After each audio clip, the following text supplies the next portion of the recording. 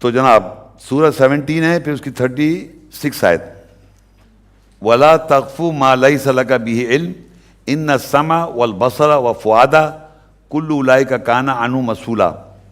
تم ہم کافیہ نہ ہو جاؤ جس کا تمہیں اس کے ساتھ علم نہ ہو، یعنی دوسرے شخص کے عقیدے کی بات چیت پہ متفق ہونا۔ بے شک سماعت، بصارت اور دل ہر ایک کے بارے میں سوال کیا جائے گا۔ اچھا اب ہوتا کیا ہے کہ یہاں پر لگا ہے وَلَا تَقْفُ مَا لَيْسَ لَكَ بِهِ عِلْمٌ، ہم کافیہ میں نے بتا دیا، یا اس کے بارے میں یہ ہوتا ہے کہ جیسے کسی نے کوئی بھی بات کہی تو آپ اس پہ فوراً ایمان لیا ہے، اس میں ہاں میں یہاں پہ بھر لی، در پہ نہ ہو۔ اچھا مطلب یہ کہ کوئی بھی بات جب سنتے ہیں نا آپ مذہب کے بارے میں، کوئی بھی بات جب آپ کسی سے سنیں، کوئی بھی، میں یا کوئی بھی، تو سننے سے پہلے سوچیں کہ یہ کہاں سے بول رہا ہے، آیت سے بول رہا ہے یا آیت پڑھ کے اپنی بات بتا رہا ہے، ہر چیز نوٹ کر سکتے ہیں آپ۔ تو لوگ کیا کرتے ہیں جب بھی کوئی بات سنتے ہیں ایسے مذہب کے نام سے، وہ ایک دم اس کی بات کو یقین کر لیتے ہیں، ما لیس لک، جبکہ ان کے پاس علم نہیں ہوتا تو وہ اس پہ مان لیتے ہیں۔ تو اللہ کہتا ہے تمہاری سماعت، تمہاری بصارت اور دل سے سوال کیا جائے گا کہ تم نے سن کے کیسے مان لیا۔ تو ماننے سے پہلے آپ کو ویریفائی کرنا ضروری ہے۔ مذہب کی بات کر رہا ہوں میں، تو وہ کہہ رہا ہے در پہ مت ہو جاؤ کہ مال جس کا تمہیں نہیں اسی پہ در پہ ہیں، پتہ ہے نہیں پہ بولے چلے جا رہا، بات بلیو کر لیا آپ نے۔ تو میں نے کہا ہم کافیہ بن جاتا ہے، ہاں جی آپ صحیح کہہ رہے ہیں، بالکل صحیح کہہ رہا ہوں، مان بھی لیا اس کی بات۔ تو یہ بتا رہا ہے وَلَا تَقْفُ مَا لَيْسَ لَكَ بِهِ عِلْمٌ، ہرگز نہیں تو ہو جائے جس کے بعد تیرے علم ہے تو در پہ یا ہم کافیہ بن جا، ہاں میں ہاں ملا لے، نہیں۔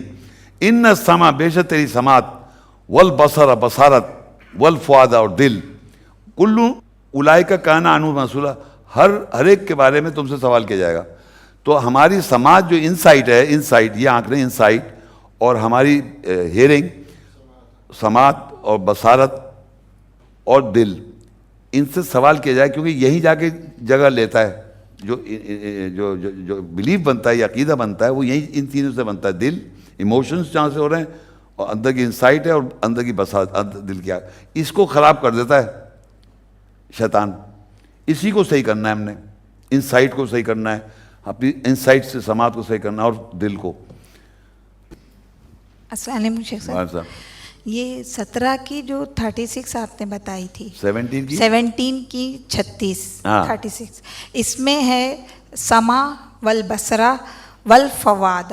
آپ نے پچھلے لیکچر میں فواد قلب اور دل، فزیکل دل کہا تھا، فواد کو فزیکل، جی تو اسے ذرا کھل کے بیان کریں گے؟ میں دیکھیے قلب تو بیٹ ہے نا، قلب تو بیٹ ہے، اور فواد تو وہ فزیکل ہارٹ ہے، یا فزیکل ہارٹ ہے، یہاں پہ بصارت انسائیڈ آئی ہے نا؟ نہیں فواد فزیکل ہے، یہ فزیکل ہے نا؟ ہاں یہ میں کنفرم کرنا چاہ رہی تھی۔ نہیں میں وہی سمجھانا چاہ رہا ہوں کہ بصارت ہو گئی انسائٹ، اور دوسری کیا چیز ہے سماعت، ہارٹ یا فزیکل بتایا اللہ نے، جہاں سے بیٹ جہاں سے وہ چلتا ہے وہ فزیکل ہارٹ بتایا یہاں پر، مطلب یہاں پر بیٹ نہیں بتائی، ہاں یہ فزیکل ہارٹ کا ذکر کنفرم کرنا تھا کہ یہ فزیکل ہے نا؟ ہاں یہ فزیکل ہارٹ ہے فواد، ٹھیک، تھینک یو۔ کیونکہ یہ کہہ رہی جب یہ اس کے پاس ہی تو ہے وہ چیز، جب چلے گا تو یہاں سے بصارت یا انسائٹ آئے گی، یا تو اس جہاں ہارٹ لکھ دیا اللہ نے۔ Thank you. اوکے شیخ صاحب یہ جو 17 کی 36 ہے اس کو ذرا دوبارہ ایکسپلین کر دیں۔ نہیں بتائیں تھوڑا کیا ہے وہ؟ اس میں نا کہ تمہیں جس کا علم نہیں ہو بے شک، ہاں مطلب وہ یہ کہ جس چیز کا علم نہ ہو اس پہ آپ در پہ نہ رہیں۔